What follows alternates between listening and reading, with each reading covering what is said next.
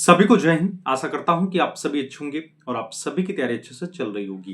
देखिए, जो भी कैंडिडेट यूपी पुलिस कांस्टेबल के न्यू वैकेंसी में कंप्लीट कर रहे हैं, उनका लगातार प्रश्न यह बन रहा था कि इस वैकेंसी में अभी तक कितने अभ्यर्थियों ने आवेदन किया है, इस वैकेंसी का एग्जाम कब तक हो सकता है, और प्रश्न यह भी बन रहा था कि इस वैकेंसी की हम तैयारी किस प्रकार करें, और अगर आप द्वारा फॉर्म भरते समय माइनर गलती कोई की गई है तो क्या फॉर्म रिजेक्ट तो नहीं होगा।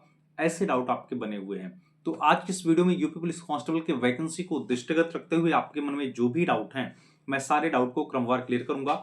मैं आपकी जानकारी के लिए बता दूं, हमने आप सभी कैंडिडेट को पूर्व में आश्वस्त किया था, आप हमारे चैनल को तभी सब्सक्राइब करिएगा जब आप हमसे संकल्पित भावना से जुड़िएगा कि जिस दिन यूपी पुलिस कांस्टेबल के वैकेंसी का फाइनल रिजल्ट आए उसमें एक पद एक नाम आपका जरूर रहे।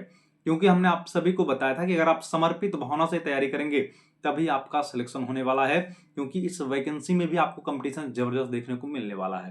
देखिए, सबसे पहले जो आपका डाउट बन रहा था कि अभी तक कितने अभ्यर्थियों ने आवेदन किया है, तो मैं आपकी जानकारी के लिए बता दूं, कल शाम को हमने जो रजिस्ट्रेशन देखा था, अगर उसमें हम पेमेंट को आधार बनाए तो ये मान के चलिए लगभग 11 लाख अभ्यर्थियों ने अभी तक आवेदन किया है।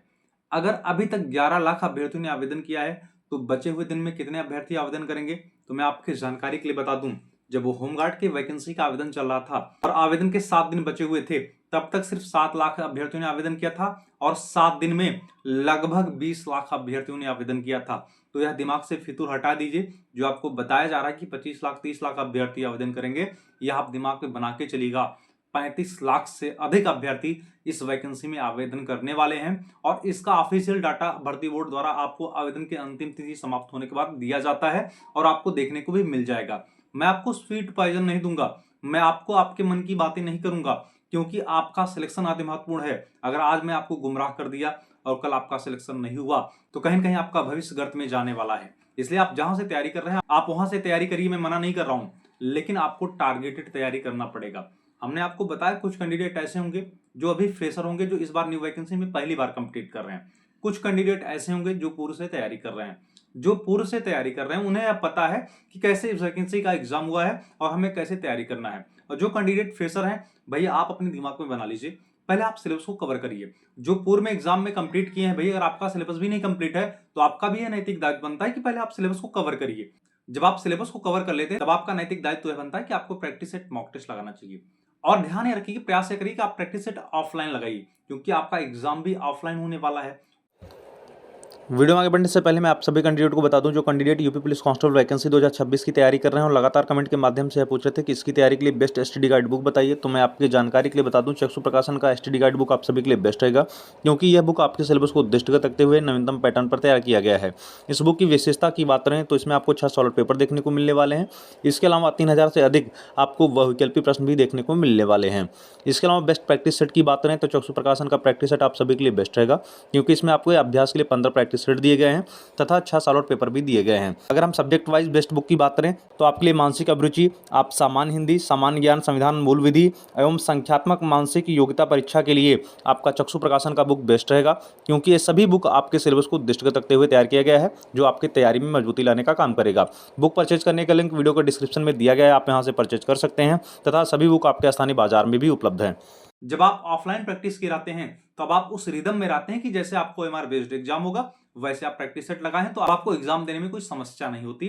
जो मेरा व्यक्तिगत अनुभव मैं आपके साथ बता रहा हूं, हमने आप सभी को बता दिया, पहले आप टारगेट करिए आपका सिलेबस कंप्लीट हो जाए, तो उसके बाद आप प्रैक्टिस सेट मॉक टेस्ट लगाइए।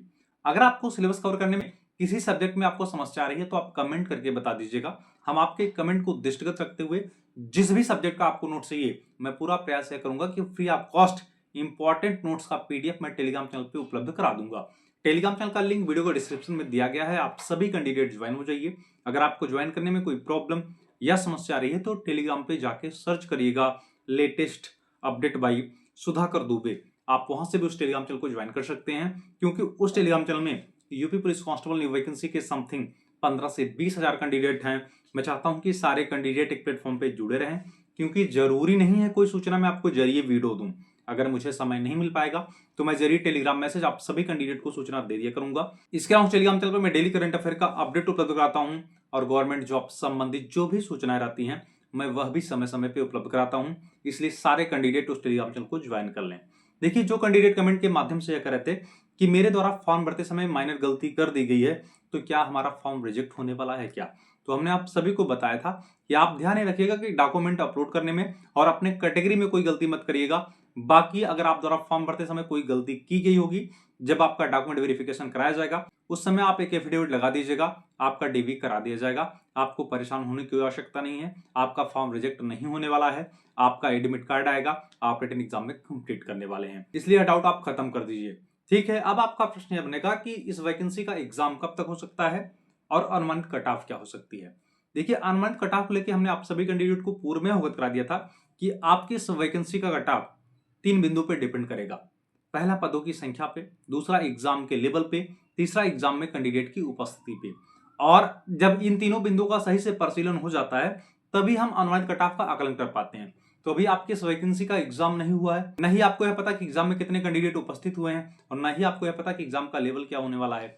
इसलिए अभी से जो आपको कैटेगरी वाइज अनुमानित कट ऑफ बता रहे हैं वह भैया उनका व्यक्तिगत विचार है, मैं उस पर कोई टीका टिप्पणी नहीं करूंगा। आप सेफ स्कोर को टारगेट कर सकते हैं। और हमने आप सभी कैंडिडेट से पूर्व में यह निवेदन किया था कि अगर आप प्रैक्टिस सेट मॉक टेस्ट लगा रहे हैं, आप कमेंट करके जरूर बताइएगा कि आप किस कैटेगरी से हैं, आपके प्रैक्टिस सेट मॉक टेस्ट में कितने नंबर आ रहे हैं, टारगेटेड कैटेगरी वाइज में आपको सेफ स्कोर बता सकूं। ठीक है, बाकी भैया इस बार कंपटीशन जबरदस्त होने वाला है। इससे पूर्व वाले वैकेंसी में जो कट ऑफ गई थी उससे कट ऑफ आपको अब देखने को मिलेगा, क्योंकि इस बार कंपटीटर भी ज्यादा हैं और पदों की संख्या भी कम है। मुझे ऐसा लगता है कि आपके सेफ स्कोर का डाउट क्लियर हो चुका होगा। अब आपका प्रश्न यह बनेगा कि इस वैकेंसी का एग्जाम कब तक हो सकता है। एग्जाम को लेकर हमने आप सभी कैंडिडेट को पूर्व में अवगत करा दिया था। जो बोर्ड की मंशा है उससे स्पष्ट परिलक्षित हो रहा है कि अगर मैक्सिमम डिले हुआ तो आपकी इस वैकेंसी का एग्जाम मई के लास्ट या जून के फर्स्ट तक कंडक्ट करा लिया जाएगा। इससे ज्यादा आपको समय नहीं दिया जाएगा, इसलिए आप रिटन एग्जाम की तैयारी करते रहिए। बाकी जो भी कैंडिडेट मेडिकल लेके परेशान है तो मैं आपके जानकारी के लिए बता दूं, आप मेडिकल की चिंता छोड़ दीजिए। हमने एक नहीं 7 वैकेंसी के मेडिकल को क्लियर किया है। मेडिकल को दृष्टिगत रखते हुए मैं डेडिकेटेड वीडियो बना दूंगा जो मैं आपको टिप्स और ट्रिक्स बताऊंगा। अगर आप उसका इंप्लीमेंट मेडिकल के दौरान कर लेंगे तो नो डाउट आप मेडिकल फिट होके आएंगे। और आज के समय में कैंडिडेट को थोड़ी बहुत समस्याएं रहती हैं, इसका मतलब यह नहीं कि वह मेडिकल इनफिट हो जाएगा, उसका इलाज है। बाकी हमने आपको बताया कि मेन पॉइंट कैरिंगल, नौकनी, फ्लैट फुट, आई के प्रॉब्लम में ज्यादा कैंडिडेट फिल्टर होते हैं। अगर आपको इसमें कोई समस्या है तो वीडियो के डिस्क्रिप्शन में मेरा इंस्टा आईडी का लिंक दिया गया है, आप हमें वहां पे फॉलो करके मैसेज करके जो भी आपके डाउट हैं आप डाउट क्लियर कर सकते हैं। ठीक है, बाकी यूपी पुलिस कांस्टेबल के वैकेंसी को दृष्टिगत रखते हुए अगर आपके मन में अन्य कोई प्रश्न या कोई डाउट बन रहा है तो अपने संकोच कमेंट करके बताइएगा। पुनः अनुरोध और निवेदन है, ऐसे कैंडिडेट जो चैनल पे नए हैं प्लीज चैनल को सब्सक्राइब करिएगा, वीडियो को अधिक से अधिक शेयर करिएगा, जिससे यूपी पुलिस कांस्टेबल के सारे कैंडिडेट एक प्लेटफॉर्म पे जुड़े रहें। तब तक के लिए जय हिंद।